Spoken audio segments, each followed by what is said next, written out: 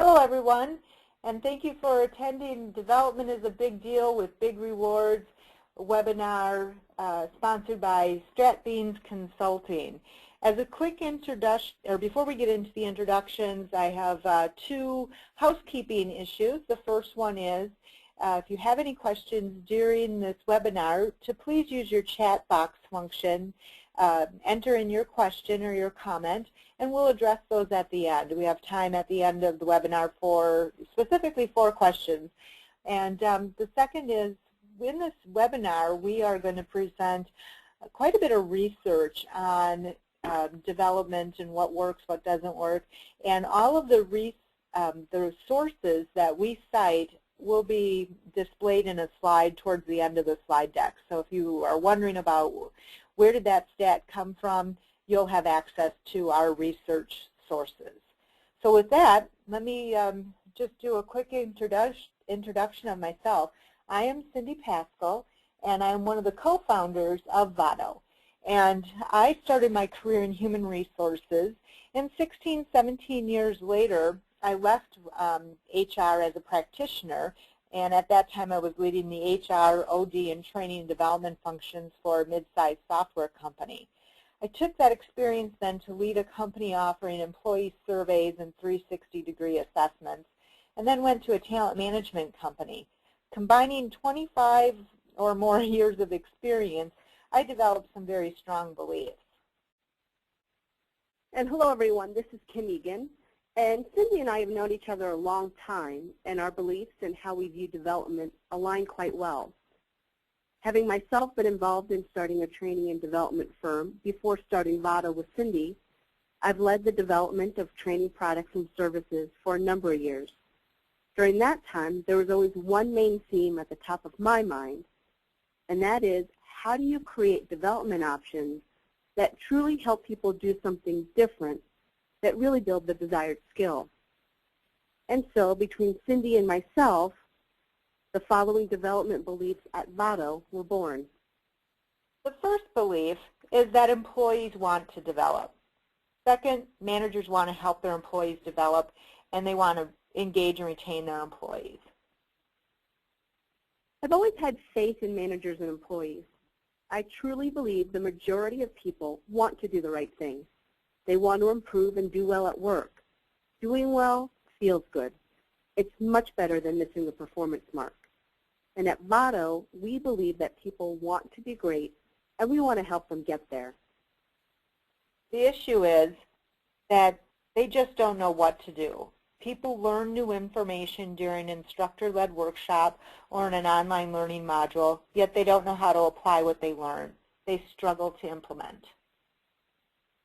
Everyone's workday is busy, and we all have different talents. Many people just don't know how to go about setting goals, identifying skill-building activities, and developing a capability. So we researched and researched the issues that contribute to not knowing what to do and not knowing how to apply what you've learned, and much of that research will be presented today. And we created Vado's learning content to solve these 2 issues. After a person takes one of our courses, they will know exactly what to do and how to apply it on the job. So here's what we're going to cover. We're going to talk about why development is important, the difference between training and development, what the research shows, and we're going to boil that down into development best practices, and then how Vado's courses can be delivered through Stratbeans technology. So development is important for a number of reasons. First, it's on the top of your CEO's list. According to a study by I4CP, CEO's top critical issues are as listed. Leadership development tops the list, and employee development impacts several others: succession planning, strategy execution and alignment, talent management, and performance management. As an HR or training and development leader, this is key to remember. I think it helps create the business case for development initiatives. We can use this data to help leaders understand why a particular program or initiative is important, tie it to organization results and strategy, as well as the CEO's critical issues, and you will have greatly increased your success. That's a good point.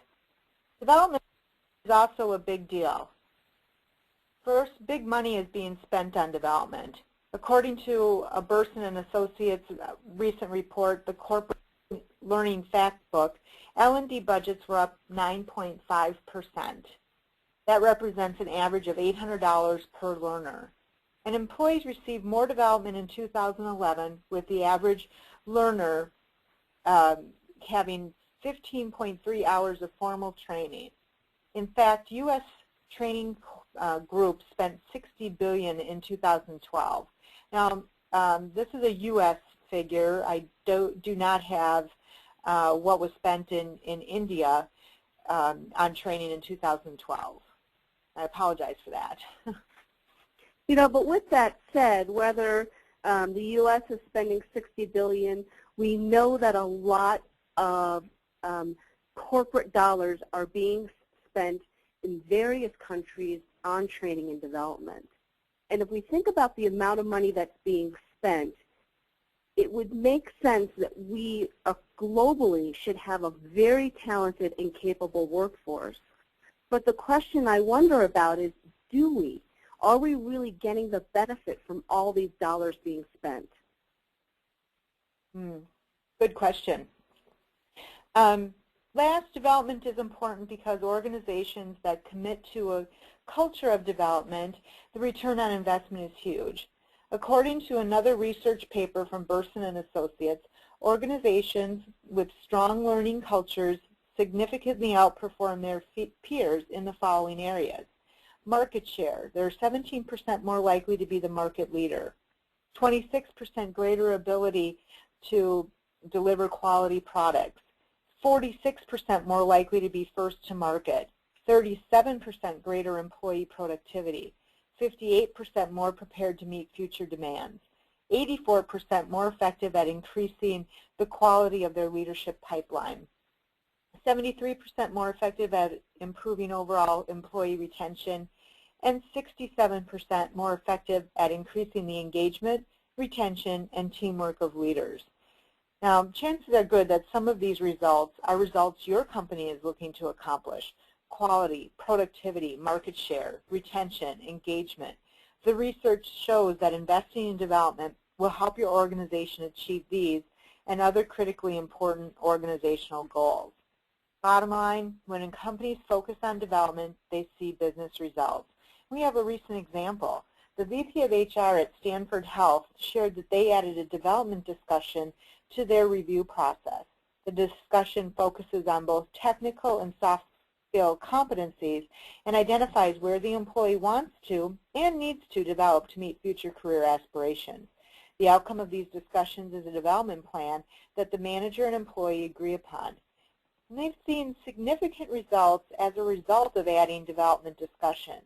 Depending on the business unit, their key business metric, patient satisfaction, improved by 50 to 80%. This story always makes me think about what is really possible to achieve. Again, people want to develop, they want to perform, and they really do want to be great at work. People in companies can truly be great if only they do the right things. The challenge is to decide what are the right things to do. Typically in any company, more than one person believes he or she has the answer. As a human capital leader, using data and case studies can help you break through the crowd of ideas to show others what really matters. Yeah, good point. Jack Welch, the former CEO of GE and the creator of the Leadership Development Center at Crotonville, which is known worldwide as one of the top leadership development centers, sums it up very well. An organization's ability to learn and translate that learning into action rapidly is the ultimate competitive advantage. So we've established that development is important. Now we need to talk about the difference between training and development. Is there a difference? We believe there is. The differences between training and development start with training is focused on the employee being proficient in his or her current job, and development is focused on building for future career goals. This impacts who makes the decision. The manager decides what training the employee receives, and the employee takes the lead in deciding what they want to build for future career aspirations. It impacts what. What training the employee receives is decided by the manager, and the employee takes the lead on deciding what development they want to receive. It impacts when. Managers decide when training takes place, such as the first week in the new job, and the employee will decide when development occurs. It might be at the time they need it, might be from home. It also impacts where. The manager decides if the training is delivered through online learning, through workshops, on-the-job training, and the employee oftentimes will initiate whether the development is through online courses, networking, conferences, and so on. Companies need both training and development. Employees need to be proficient in their current jobs and go through required training. They also need development to meet future career goals as well as develop as future leaders. We're going to come back to this difference between training and development later in the webinar. So what does the research say about development? And every time I see this slide, I chuckle. Maybe it's because it's a trainer's worst nightmare, a bored, sleeping audience. Anyways, what is scrap learning?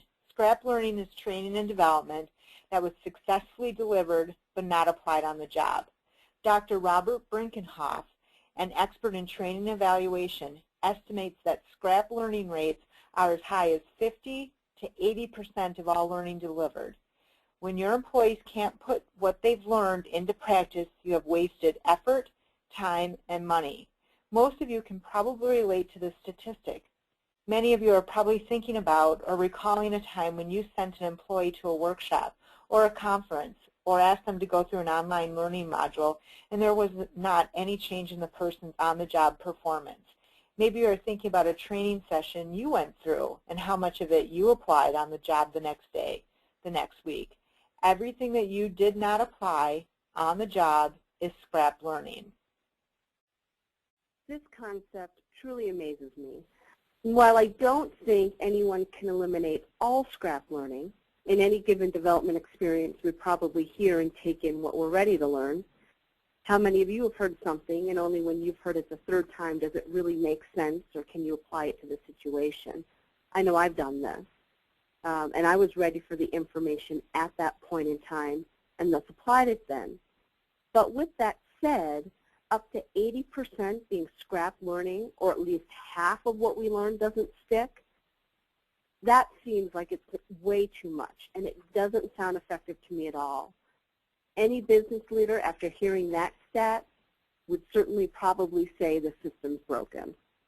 Yeah, and if scrap learning represents up to 80% of all learning delivered, and U.S. corporations spent $60 billion on training, the estimated dollar value of scrap or wasted learning is as high as $48 billion. How much is your organization spending on learning? If you include all the costs, the time invested, travel, outside trainers, if for no other reason than wasted time, effort, and resources, you will want to eliminate as much scrap learning as possible. Your business leaders would probably definitely agree. And if you can show them that you did this, eliminate scrap learning, big smiles and accolades will most certainly come your way. Good point. Development happens on the job. The Department of Labor estimates that 70% of development happens on the job. 20% through formal coaching and mentoring, and the last 10% through formal training. And that formal training includes instructor-led workshops and e-learning modules. Think about when you learned how to ride a bike or swim or ski or create pottery. How did you learn the new skill? Did you watch someone do it? Did you read about it? Did you go through a workshop? Or did you learn the new skill by doing it over and over and over again, by practicing until you could stay up on the bike or skis or create a beautiful new pot? We learn by doing. This is one of the more intuitive concepts. We all know it, and frankly, we've been doing this since we've been born. Doing something is always the best way to learn. Kids are a great example for this. They watch you and they say, I know what to do, and then they go and do the task themselves, and it's much harder than they thought it was going to be. And they look at you with such surprise. The reality is that they need to do the movement or the action to really understand what it feels like and how to do it. As adults, we're not much different. I think of the cooking shows I like to watch. These chefs can chop and dice like no other. They make it look so easy, yet when I try it myself, I'm never as good. And only when I've chopped that onion, let's say 20 times, do I start to get the hang of that specific technique I saw. Yeah, and doing increases learner retention. And in fact, we retain 10% of what we read, 20% of what we hear, 30% of what you see, 50% of what you see and hear, 70% of what you say and write, and 90% of what you do. By doing and practicing on the job, you increase learning retention, which significantly decreases scrap learning. Since development happens on the job, it stands to reason that learning should integrate seamlessly into one's daily work. One's daily work. Boy, I can say that a few times fast. and research shows that how we take in information has changed. Let me ask you, when was the last time you watched a video to learn something new? Could be a hobby, could be work-related, could have been a home improvement project. It doesn't matter. Did you hit the company's website, watch a video? Maybe you went to YouTube. Incorporating video into your training will yield significant benefits. According to Yankee Group's Anywhere Enterprise 2010 U.S. Unified Communications Fast View Survey, I really don't think they could have gotten a longer title for that survey. They found the following benefits of adding video to your training programs. Participants learn 200% more with video. People absorb information 40% faster than with voice communications. Participants retain 38% more information than with audio. Video increases the power of persuasion by 43% over audio or written communications. Video increases the impact of communication by 67%. This development in technology and learning is a big one. We've all seen this change. Screens are everywhere. And while sometimes it can be frustrating, like when you're in an elevator and watching advertisements, like we often have here in the U.S., the reality is videos and screens are here to stay. More than that, it's becoming an expectation.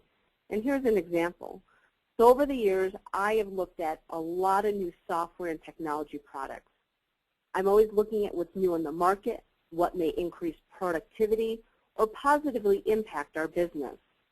And without even realizing it, I found that I would immediately eliminate a potential product if there wasn't a video for me to watch the product or software in action. That was the best way to see how something worked and for me to decide if it would be right for me and my company. No video, no possibility for a purchase. On a personal side, when it comes to learning, I use video all the time, and so does my 8-year-old daughter. She now knows how to look for videos if she wants to learn how to do something. For example, she loves art and loves to draw, and she's found a site with videos that range from 2 to 3 minutes each that teach her how to draw animals. Really pretty amazing.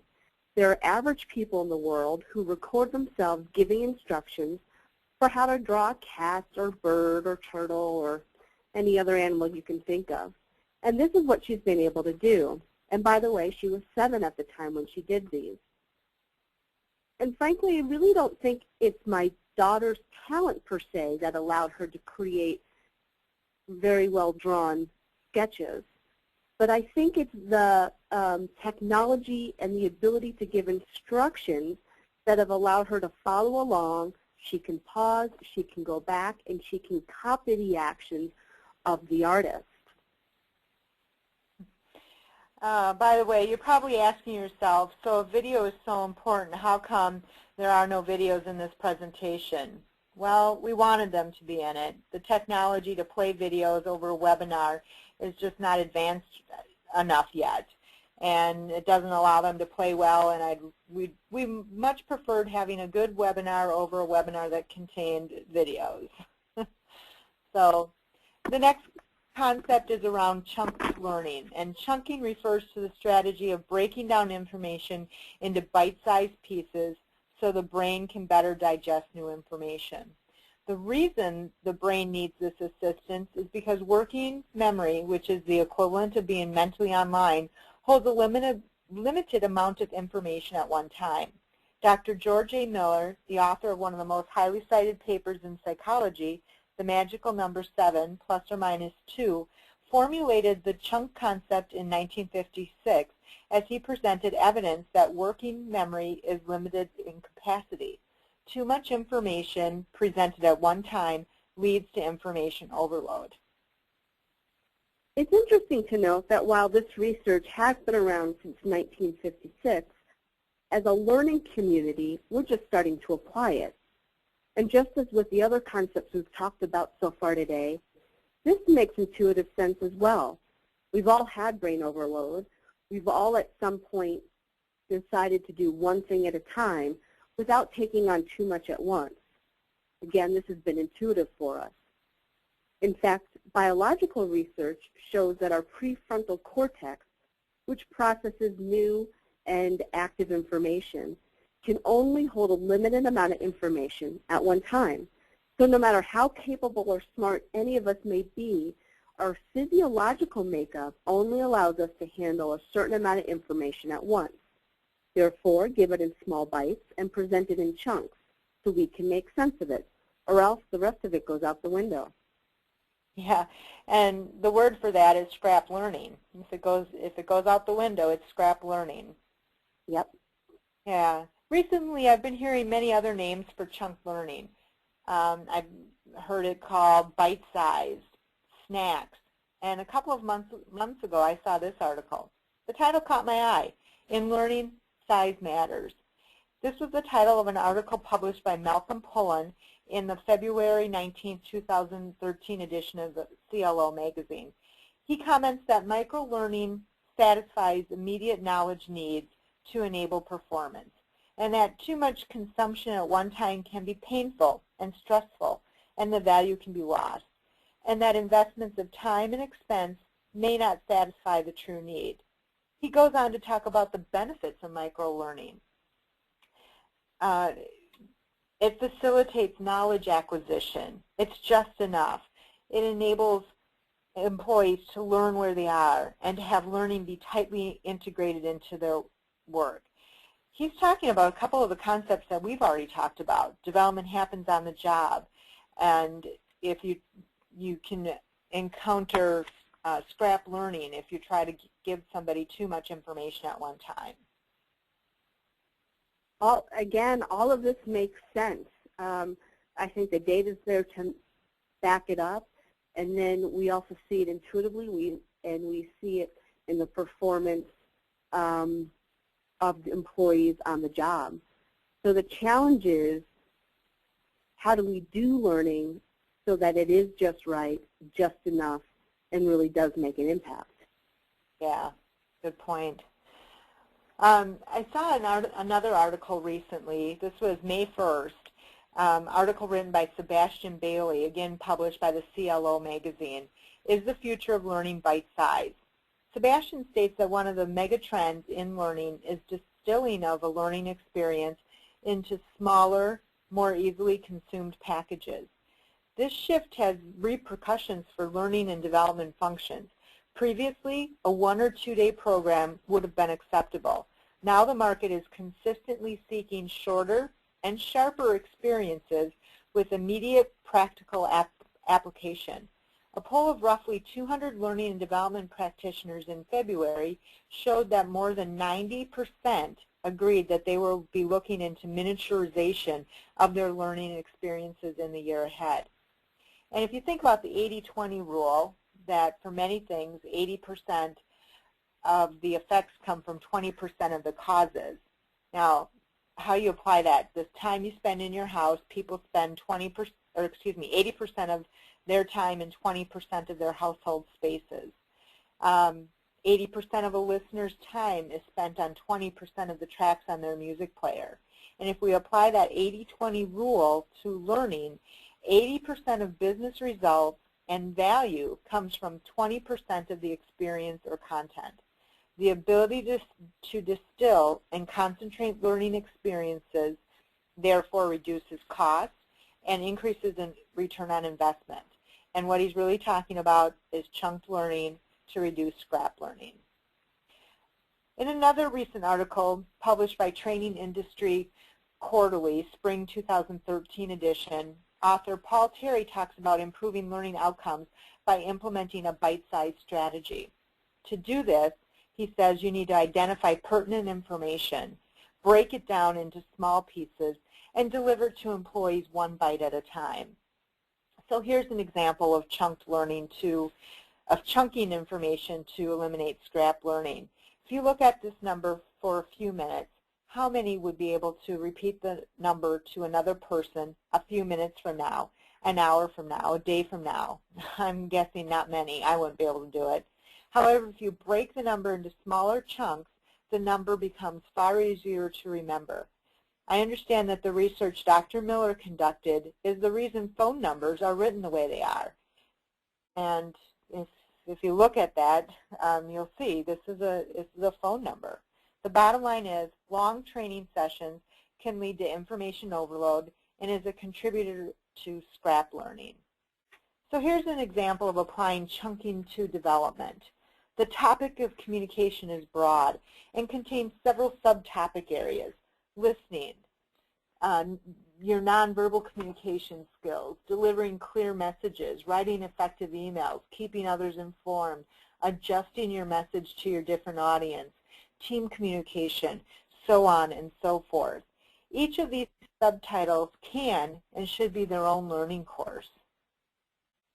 According to Burson by Deloitte in an article titled "The Corporate Training Market is Exploding," and this was published in January 30th, 2013, approximately 1/3 of training is delivered through instructor-led workshops, and the other 2/3 is online learning. To effectively reduce information overload, make sure the training you are delivering to your employees is bite-sized chunked learning. And we're not just talking about instructor-led, we're also talking about the e-learning. And to assess the average length of e-learning courseware, we went to Open Sesame. For those of you who are not familiar with Open Sesame, their business model is to be the Amazon of e-learning, and they offer more than 20,000 courses covering just about every topic. When I searched two of their libraries, IT training and business soft skills, I found that only a small percent of their courseware is bite-sized, chunked learning. The fact is, the majority of online training that's available is long. As we now know, this strategy, or this chunked learning strategy, makes a difference. And it will make a significant impact in your results. And I think if a company is going to invest in the time and money to train and develop its employees, it just makes sense to ensure you're going to get the most out of the investment and that you have more capable individuals as a result of the effort. So applying these concepts to your development decisions is going to make an enormous difference in your company and for your leaders and employees, which leads to the question, how much is going to be really, truly effective? Excellent question. Okay, the next thing around research is alignment. Now, think about you as a learning professional, how you make sure the training and development you delivered is aligned to the business. You probably follow a process similar to this. You partner with your business leaders to understand the performance requirements of a business strategy or a business objective. These performance requirements get translated into performance criteria to a set of competencies or skills.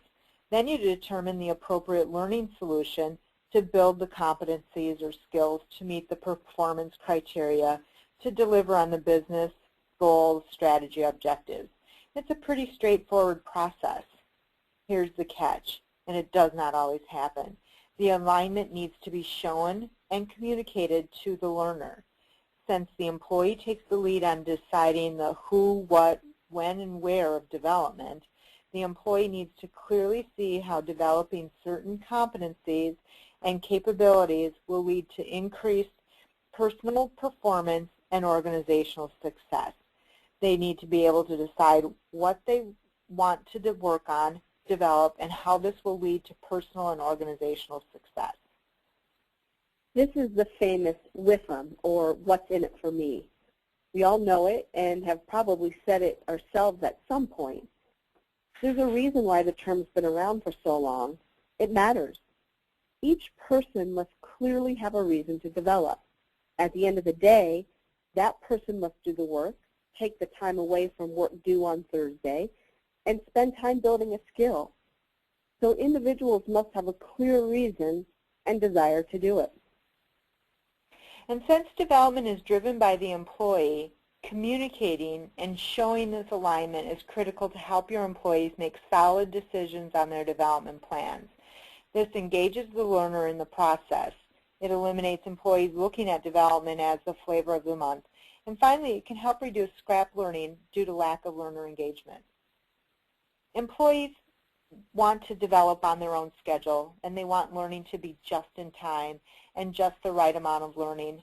Think about the last time you had a question on something. You searched the internet for the answer. The information was just in time. For learning to be self-paced and self-directed, learners need to be able to access the information when they need it. That's just-in-time learning. And complete it at their own pace. Additionally, they need to be able to choose the development that best meets their needs. When these conditions are present, learners take more ownership of their learning and are more engaged in the learning process.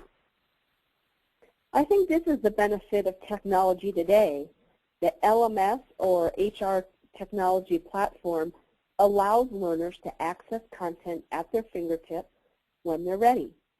There are so many wonderful things about the ever-changing technology. The benefits are endless. We just need to continue to figure out how best to use it.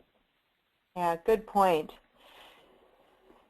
I've already mentioned this article, the May 1st, 2013 article written by Sebastian Bailey, published in CLO magazine, titled, "Is the Future of Learning Bite-Sized?" And in this article, he goes on to talk about modularization.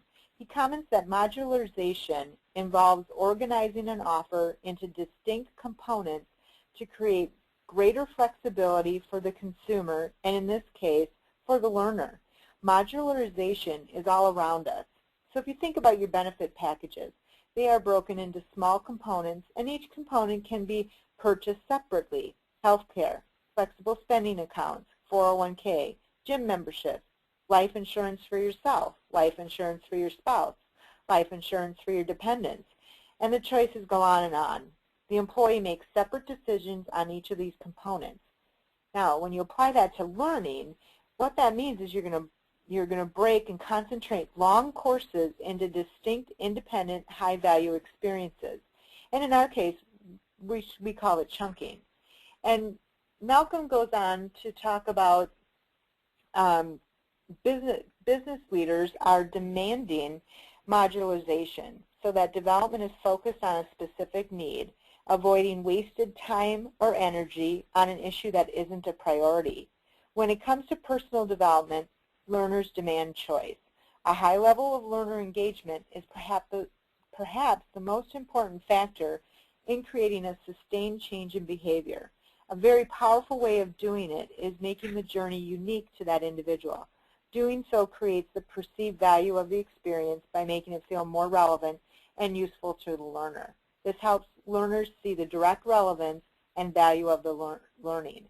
The organization also saves money by not wasting time on experiences that don't meet the need. E-learning by definition is self-paced, and companies that adopt e-learning experience a return on their investment. And with the adoption of e-learning, companies experience a 21% cost savings, 27% savings in study time, and 32% faster training implementation time. Wow. Now, if we take all this information in, we come up with 5 best practices to consider when building your development strategy for your next learning intervention to produce the best return on investment. The first one is development happens on the job, and therefore learning needs to be embedded into the workflow. It leverages the natural way a person develops, eliminates the worry of learning transfer, and significantly decreases scrap learning. Second, learning needs to be delivered in small, bite-sized chunks. Eliminate information overload, and as a result, scrap learning. Best practice number 3, incorporate multiple delivery methods, including videos, to appeal to how learners are accustomed to taking in new information. Back it up with graphics, audio, text. The next one is align your development to business objectives and strategy, and then show that alignment to your learners so that if they develop around the organization's competency model, individual performance will increase, as will organizational success. Show them what's in it for me. Provide your learners with just the right amount of learning. Make it easy for them to access when they need it, and provide them with some choices to develop in a way that meets their needs.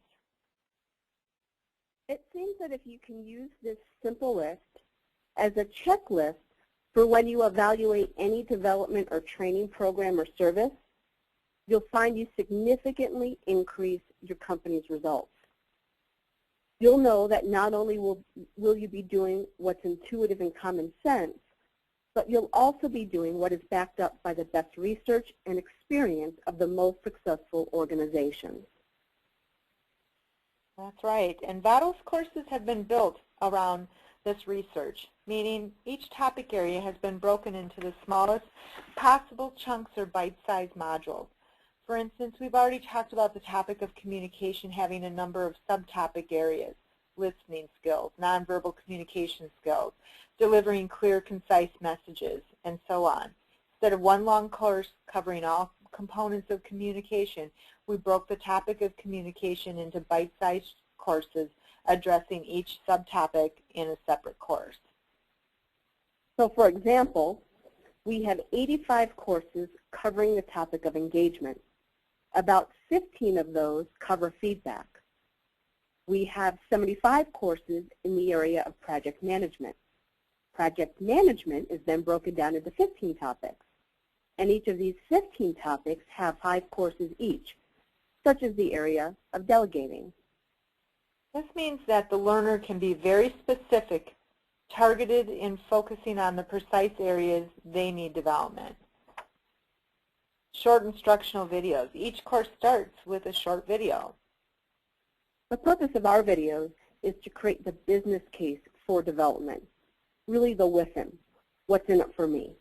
Any learner, after watching the video, knows exactly why he or she should perform the exercise to build the skill. No one's going to ask, why should I do this? In addition, none of our videos are more than 2 minutes in length. They're in high definition. And my personal opinion is that they're super fun to watch.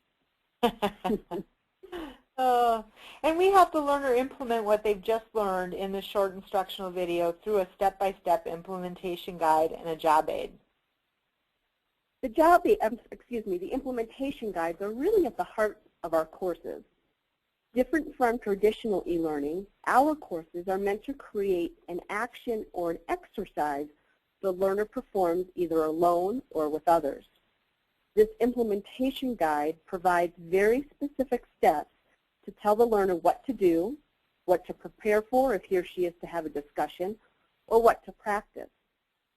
We show the learner what to do first, what to do second, third, and so on. Think of it like a set of instructions.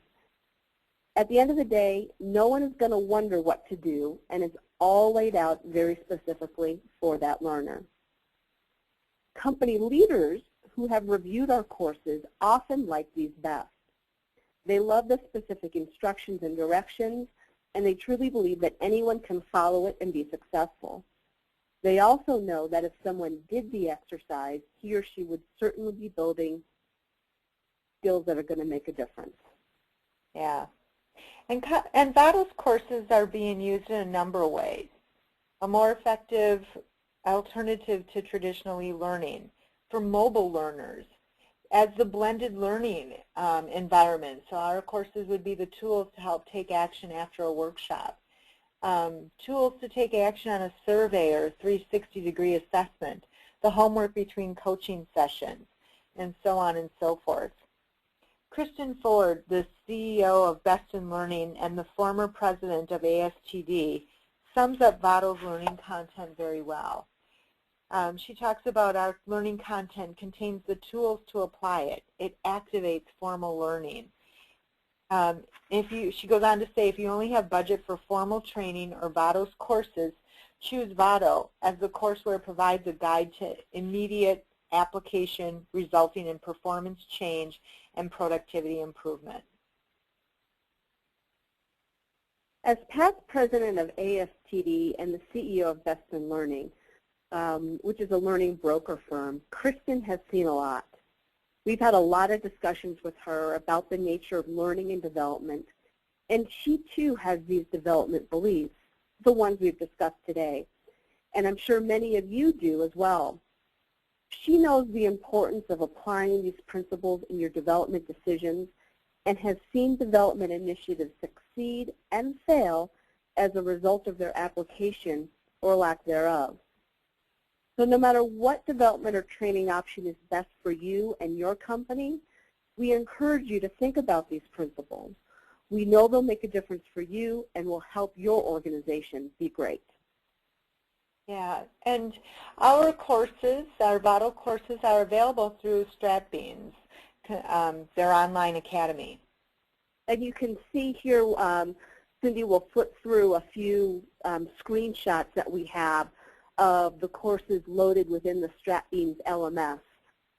Very simple to navigate to and very simple to get to from a learner's perspective. Right.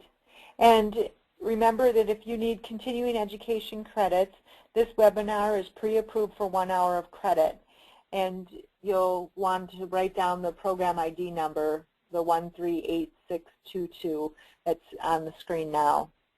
And as I mentioned before, all of the research sources are cited here. And I'll just leave this screen open in case somebody wants to write down a research study, and we'll open it up for questions. Again, if you have a question, please enter it into your chat box now, and we'll address them. Kim, do we have any questions at this point? Yes, we do. The first question came in, and the person's asking, what kind of courses does Vado offer? Oh, that's a good question. We have 299 courses in our library covering 5 different topic areas. So the first area is competency development, and that's actually our largest area. And it covers topics like communication skills and customer focus and integrity and trust, teamwork, providing recognition, coaching behavior, so on and so forth.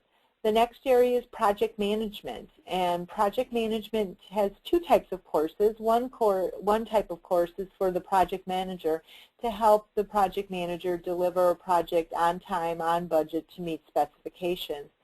And different from other courseware provider, we offer courses for the project team member. And what does the team member need to do to be a high-performing, contributing project team member? We all know that projects can be made or broken by the performance of the team members, so it's important to provide them with training so that they can be performing at a very high level.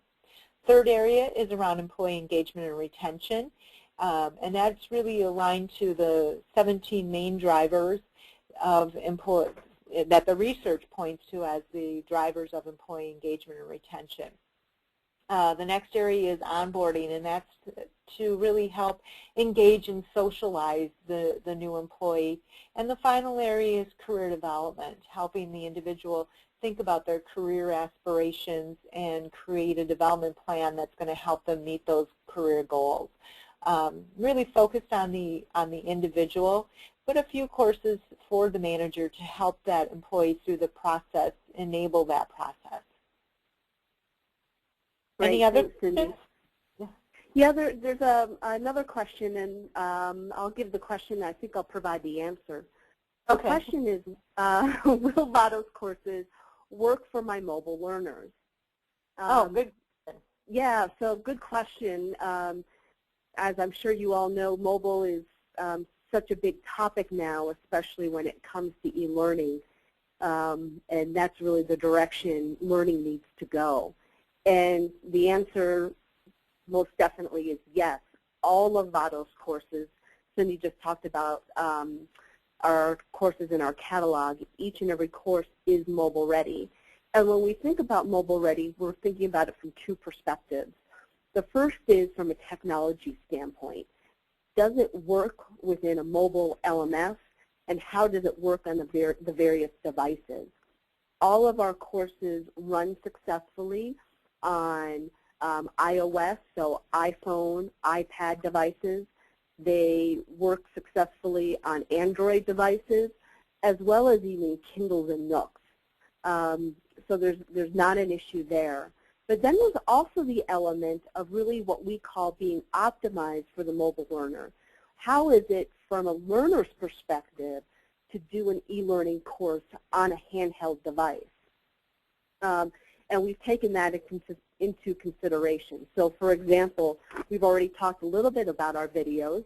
Our videos are 2 minutes or less in length. We know that learners really don't want to watch very long videos on a handheld device. Short, quick videos tend to be what learners are most receptive to. As we've mentioned, our videos are in high definition. All of them are. And that way, no matter how small your screen or what device that you're looking on, you're going to have a good viewing experience. Talked about the time already. And all of the supporting documentation, the implementation guides, the job aids, they're perfect companion for handheld devices because at any given time a learner can quickly access information, work on taking action and implementing the exercise, and then come back for any supportive information that he or she needs. Cindy, did I forget anything about the mobile learner? I don't think so. That was a very complete answer. Okay, good. Perhaps maybe a little bit long, but we're certainly excited and passionate about being mobile because we really do think it makes a big difference. Yes. We do have one more question, and that is in regards to the types of organizations that use Vado's content. So what type of sizes and locations and industries are using Vado's learning content? Oh, great question. Our courses are being used on 5 different continents: North America, Europe, Africa, Australia, and Asia. And our courses are being used in just about every industry, from manufacturing, retail, government, distribution, you name it. We're covered in just about every industry. And but the courses that they purchase are a little bit different.